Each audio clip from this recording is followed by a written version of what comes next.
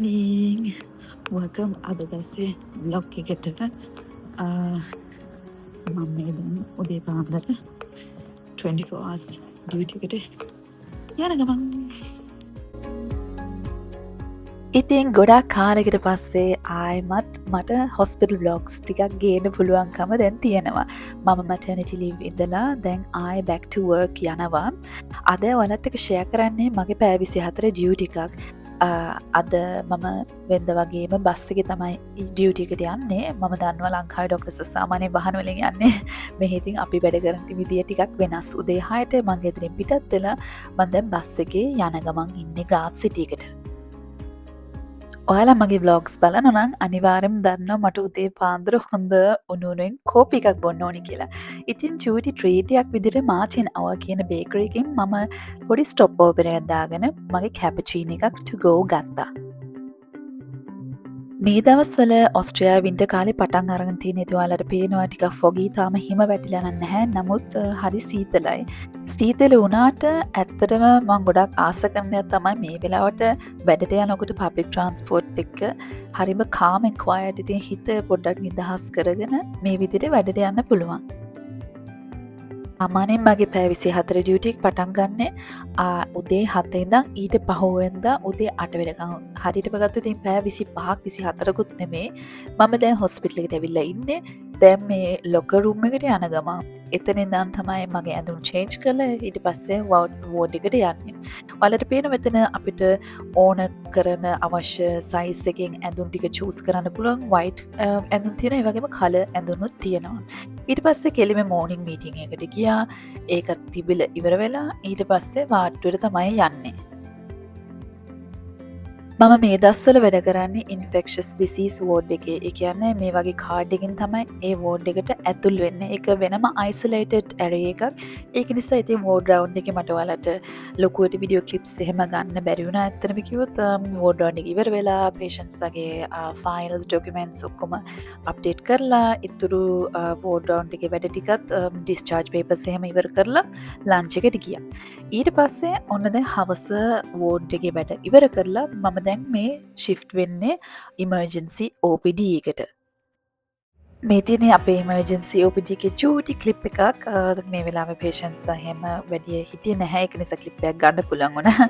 ඉතින් පේෂන්ට්ස්ලා බලන ගමන් ඒ වගේම අපි ડોක්ටර්ස්ට ටාස්ක් එකක් තමයි PCR එක දාන්න. තාම ඉතින් COVID තියෙනවා, ඉන්ෆ්ලුවෙන්සා තියෙනවා, RSV වෛරස් එහෙම තියෙනවා.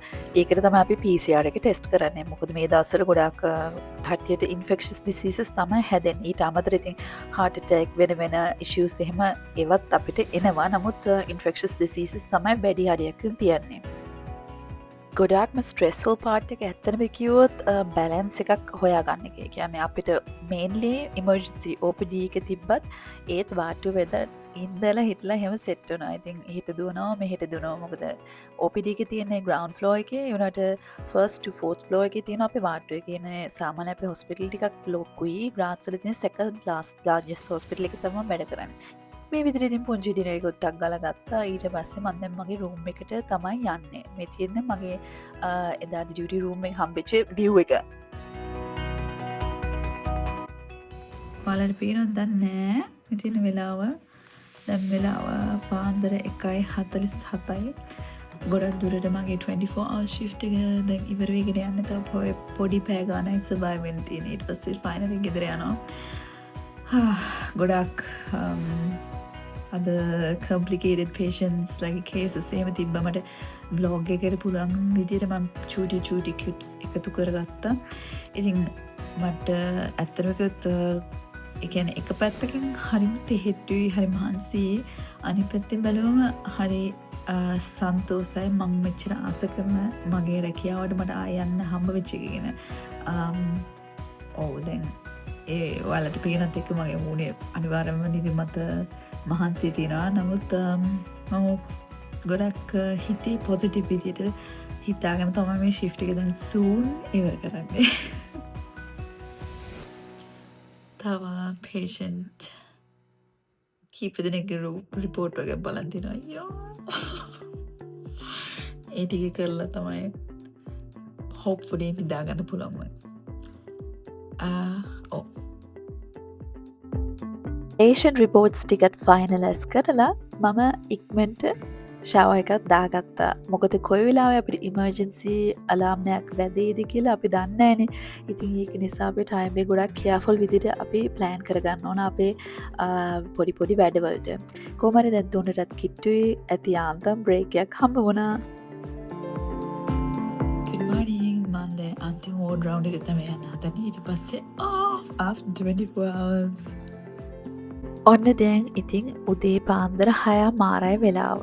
ඒ කියන්නේ අපි රෑ ඇඩ්මිට් කරපු ලෙඩ්ඩුන්ගේ රිපෝට්ස් ටික ආයෙසරක් චෙක් කරලා ඒගොල්ලන්ගේ බෙහෙත් ටිකත් සයින් කරලා අපි දැන් මෝර්නින් මීටින් එකට යන්න ලැස්තිලා ඊට පස්සේ ඔෆ් වෙලා මම දැන් ආයෙ චේන්ජ් කරන්න තමයි යන්නේ වෝඩ්රෝබ් එකට.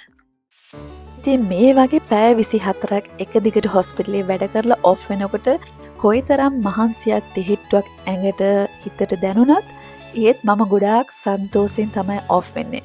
මම ඒ වගේම ගොඩාක් ස්තුතිවන්තයි. මොකද මට නිතරම මතක් වෙන මගේ මුල කොතනද තිබ්බේ කියලා, මං කොතන ඉඳන්ද මේ වගේ ලස්සන ගමනක් යන්න ස්ටාර්ට් කරේ කියලා. මගේ ජීවිතේ කොයිතරම් මං කැප වුණාද කියලා, මම කොයිතරම් මහන්සි වුණාද ඒ එක එක චැලෙන්ජස් ෆේස් කරපු හැටි. ඉතින් මට ඔයාලටත් කියන්න තියෙන්නේ ඕගොල්ලන්ගේ මොන හරි ලොකු ඩ්‍රීම් එකක්, ලොකු අරමුණක් තියෙනවා නම් ඒක ගැන හිත ශක්තිමත් කරගෙන කවදාක්වත් ඒක වෝරි වෙන්නේ නැතුව, ඩවුට් කරන්නේ නැතුව ඉස්සරහට යන්න. ලොකු හීනයක්, ඕනම හීනයක් අපිට අචීව් කරන්න පුළුවන් අපේ හිත ශක්තිමත් වුණොත්. ඉතින් අද දවසේ බ්ලොග් එක බැලුවට ගොඩාක් ස්තුතියි. හැමදාම වගේ ඉතා ඉක්මනට අපි අලුත් බ්ලොග් එකකින් හම්බ වෙමු.